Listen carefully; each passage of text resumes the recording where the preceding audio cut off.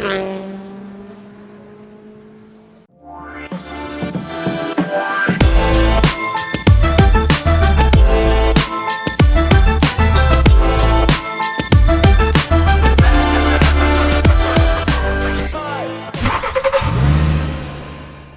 you start by introducing yourself and explaining how you got into the mobile fleet detailing business? Well, my name is Stefan Gautran. I'm owner of Starfleet Detailing, and I bought a shop that also did mobile detailing back in 2020. It was just at the start. To be frank, it was 2 weeks before the pandemic hit. And we, at that point, were doing probably 50-50 between commercial detailing and residential. And the pandemic changed everything. So it was quite the challenge because now a lot of people weren't driving, the whole mask issue. Commercial, they had their issues of trying to keep their vehicles safe, free from germs. And so it was quite a learning curve for everyone, especially for us as well, since it was a new business for us. And what happened is that we had to develop a new way of doing business. And as we did that, the residential part of our business went down, but our commercial side went up. And so we did more and more commercial detailing. And it was a mix as well as in our shop and going mobile.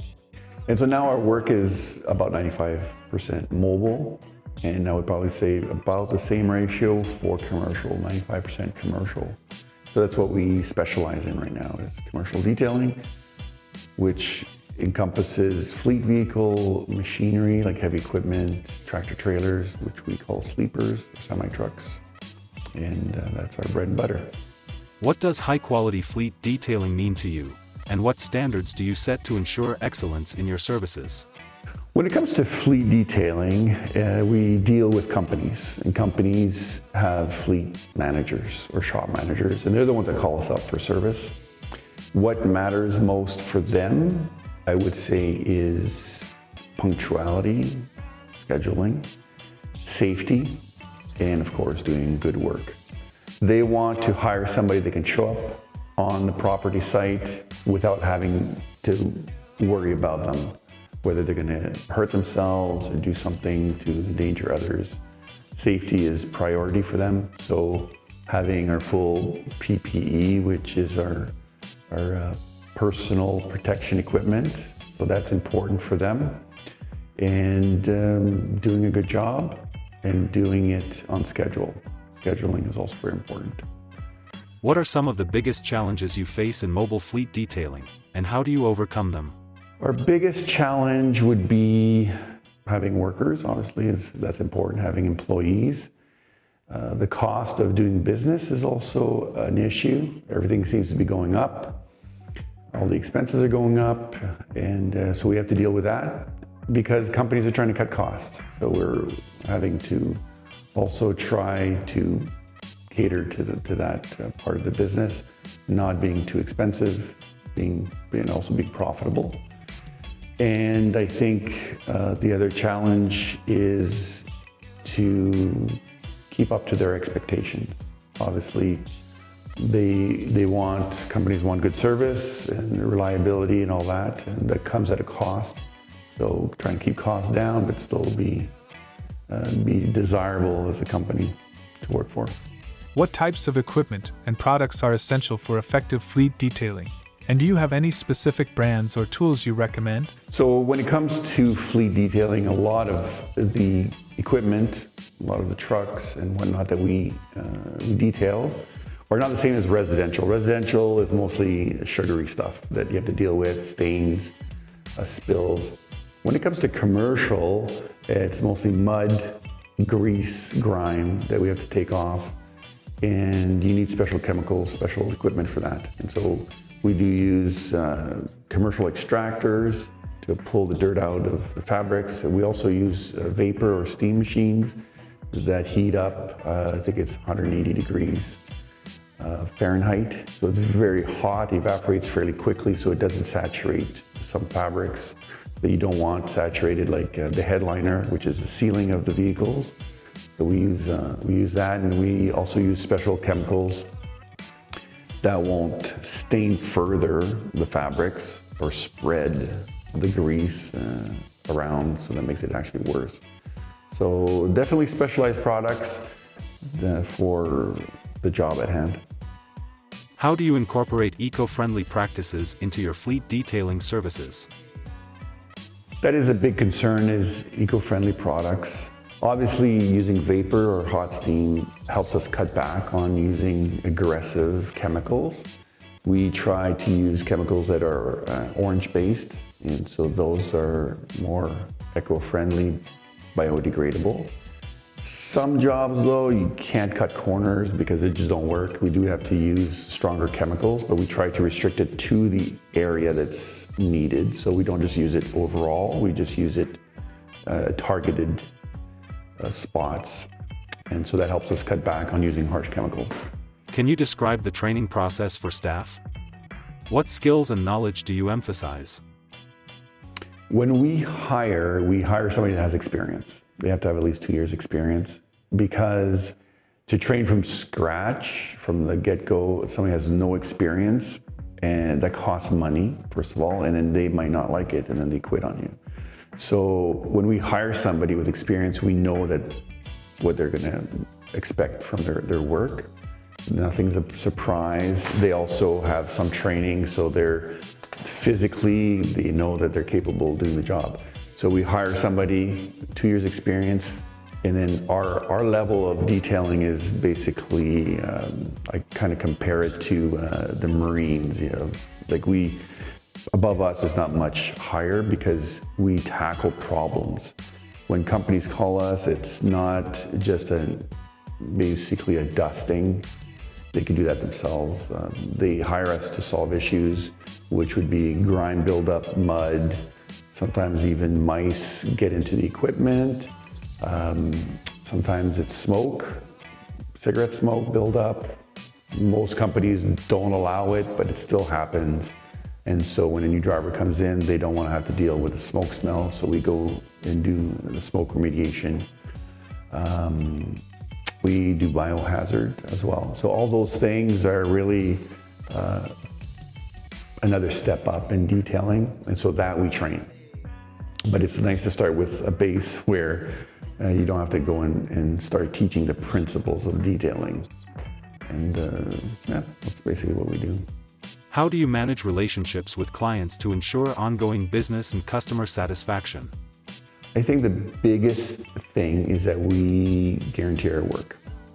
And that means if there's any issues that happen, sometimes some things could break. It's happened before. We back our work up. Even if we have to pay for some kind of repair, even if it's not our fault, we'll still fix it, because that shows that we're trustworthy. In companies, if you can do that for a company, they'll be loyal to you because they know that they can trust you 100%. And that's, I think, what's helped us grow so much in the last few years, is that we stand behind our work. There is no hesitancy on the part of the companies once we've built that relationship, and they keep calling us. What safety protocols are critical in mobile fleet detailing, and how do you ensure they are followed? Well, like I mentioned before, the PPE, right? So personal protection equipment, that's obviously critical. So steel-toe boots, high-vis shirts.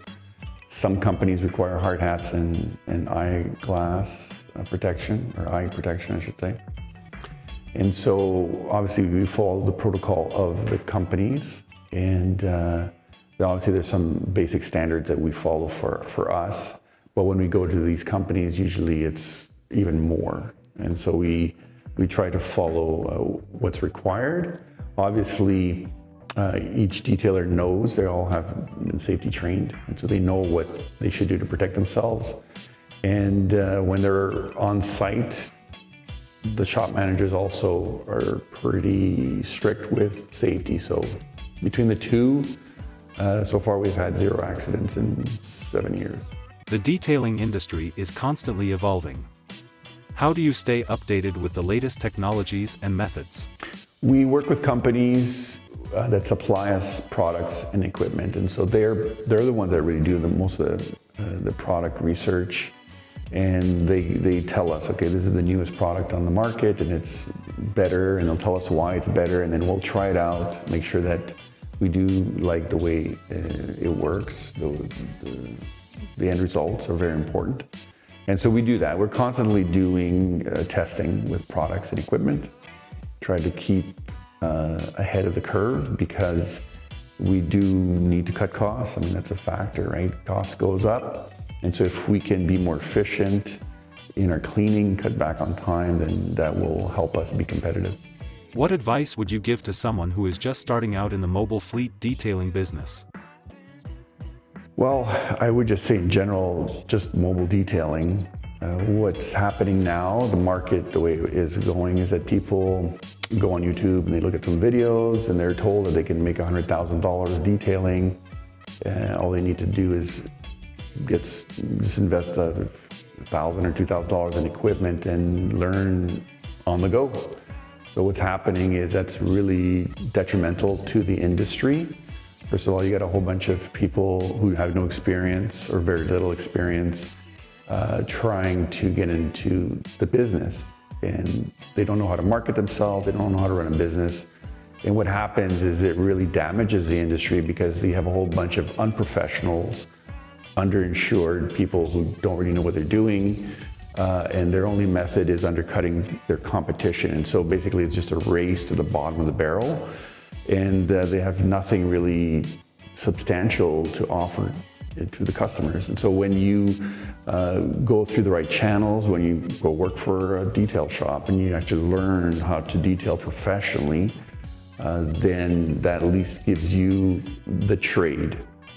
Now, when it comes to running a business, it's another story. And to run a business is another job on its own. So it's important, if you're trying to do it on your own, to basically get the experience doing the work, and then have somebody to help you learn the ropes of how to run a business. That way it protects you as well as the customer. Starfleet Detailing as a brand has really grown in the last, I would say, 3 years. And a lot of companies that we work with are national companies. And they ask us, are you in Calgary? Are you in Toronto? Because they want to use our services, because they've grown so attached to what we're offering that we decided to expand. And the best way to expand is franchising. And so now we're offering franchises across Canada. So if somebody's interested in getting the support to be successful in detailing, we're there for them. And we have a whole system set up so that they're not working 12-hour days. They're working more like 6-hour days, making the same amount of money, if not more. And we have the infrastructure, the programs to make everything flow and also make them more consistent in what they're producing as a service. And it also helps them keep their sanity.